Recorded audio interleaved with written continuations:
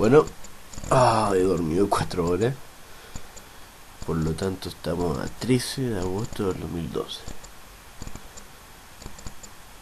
Y como estoy improvisado, haré esta pequeña introducción.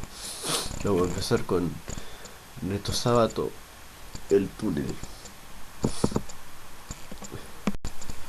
En todo caso, había un solo túnel, oscuro y solitario, el miedo. Capítulo 1. Bastará decir que soy Juan Pablo Castel, el pintor que mató a María Iribarne. Supongo que el proceso está en el recuerdo de todos, y que no se necesita mayores explicaciones sobre mi persona. Aunque ni el diablo sabe qué es lo que ha de recordar la gente, ni por qué. En realidad, siempre he pensado que no hay memoria colectiva, lo que quizás sea una forma de defensa de la especie humana. La frase, todo el tiempo pasado fue mejor, no indica que antes sucedieran menos cosas malas, sino que, felizmente, la gente las echa al olvido. Desde luego, semejante frase no tiene validez universal. Yo, por ejemplo, me caracterizo por recordar preferentemente los hechos malos y, así, casi podría decir, todo el tiempo pasado fue peor. Si no fuera por el presente me parece tan horrible como el pasado. Recuerdo tantas calamidades, tantos rostros cínicos y crueles, tantas malas acciones, que la memoria es para mí como la temerosa luz que alumbra un sórdido museo de vergüenza. ¿Cuántas veces he quedado aplastado durante horas en un rincón del oscuro taller después de leer una noticia de la sección policíaca? Pero la verdad es que no siempre lo más vergonzoso de la raza humana aparece allí.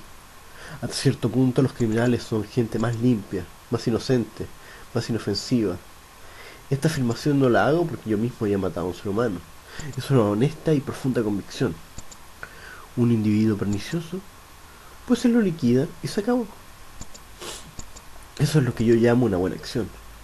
Piensen cuánto peor es para la sociedad que ese individuo siga destilando su veneno y que, en vez de eliminarlo, se quiera contrarrestar su acción recurriendo a anónimos, maledicencia y otras bajezas semejantes. En lo que a mí se refiere, debo confesar que ahora lamento no haber aprovechado mejor el tiempo de mi libertad, liquidando a 6 o 7 tipos más que conozco. Que el mundo es horrible es una verdad que no necesita demostración. Bastaría un hecho para probar en todo caso, para probarlo en todo caso. En un campo de concentración un ex pianista se quejó de hambre, y entonces lo obligaron a comerse una rata, pero viva. No es de eso, sin embargo, de lo que quiero hablar ahora. Ya diré más adelante, si hay ocasión, algo más sobre el asunto de la rata. Como decía, me llamo Juan Pablo Castel. Podrán preguntarse, ¿qué me mueve a escribir la historia de mi crimen? No sé si ya dije que voy a relatar mi crimen y, sobre todo, a buscar un editor. Conozco bastante bien el alma humana para prever que pensarán en la vanidad. Piensen lo que quieran, me importa un bledo. Hace rato que me importa un bledo la opinión y la justicia de los hombres. Supongan, pues, que publico esta historia por vanidad. Al fin de cuentas estoy hecho de carne, huesos, pelo y uñas como cualquier otro hombre, y me pareciera muy injusto que exigiesen de mí, precisamente de mí, cualidades especiales. Uno se cree a veces un superhombre, hasta que advierte que también es mezquino, sucio y pérfido.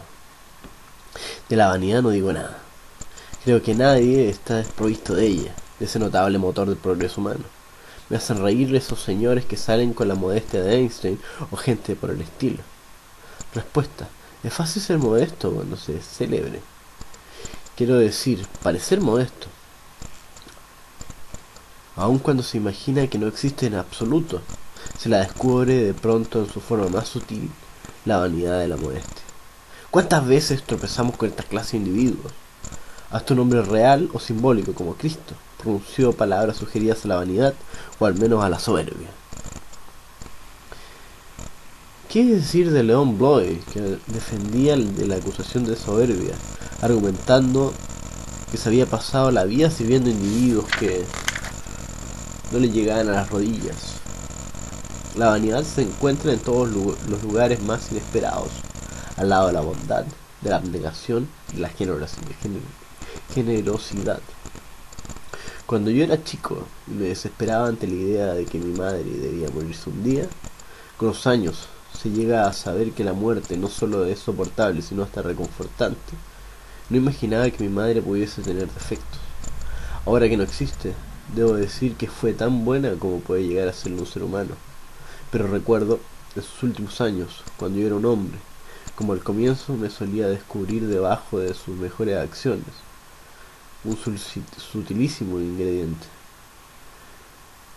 Como al comienzo me dolía descubrir debajo de sus mejores acciones un sutilísimo ingrediente de vanidad o de orgullo. Algo mucho más demostrativo me sucedió a mí mismo cuando la operaron del cáncer.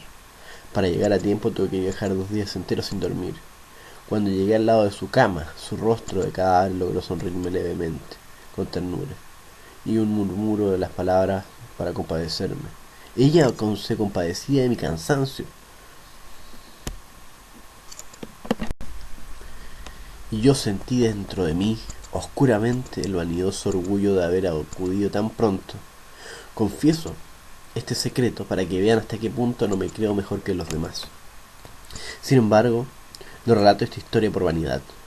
Quizás estaría dispuesto a aceptar que hay algo de orgullo o de soberbia.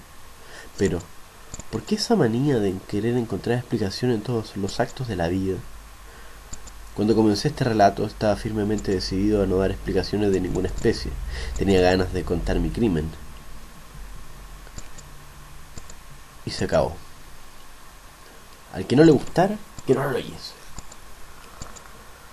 Aunque no lo creo, porque precisamente esa gente que siempre anda detrás de las explicaciones es la más curiosa, y pienso que ninguno de ellos se perderá la oportunidad de leer la historia de un crimen hasta el final. Podría reservarme los motivos que me movieron a escribir estas páginas de confesión, pero como no tengo interés en pasar por excéntrico, diré la verdad, que de todos modos es bastante simple. Pensé que podrían ser leídas por mucha gente, ya que ahora soy célebre, y aunque no hago muchas ilusiones acerca de la humanidad en general y de los lectores de estas páginas en particular, me anima la débil esperanza de que alguna persona llegue a entenderme, aunque sea a una sola persona. Una sola persona. ¿Por qué?, se podrá preguntar alguien. Apenas una débil esperanza si el manuscrito debe ser leído por tantas personas. Este es el género de preguntas que considero inútiles. Y no obstante hay que prever, porque la gente hace constantemente preguntas inútiles. Preguntas porque es que el análisis más superficial revela innecesarias. Puedo hablar hasta el cansancio, a gritos delante de una asamblea de 100.000 rusos, y nadie me entenderá. ¿Se dan cuenta de lo que quiero decir? Existió una persona que podría entenderme. Existió una persona que podría entenderme. Pero fue precisamente la persona que maté.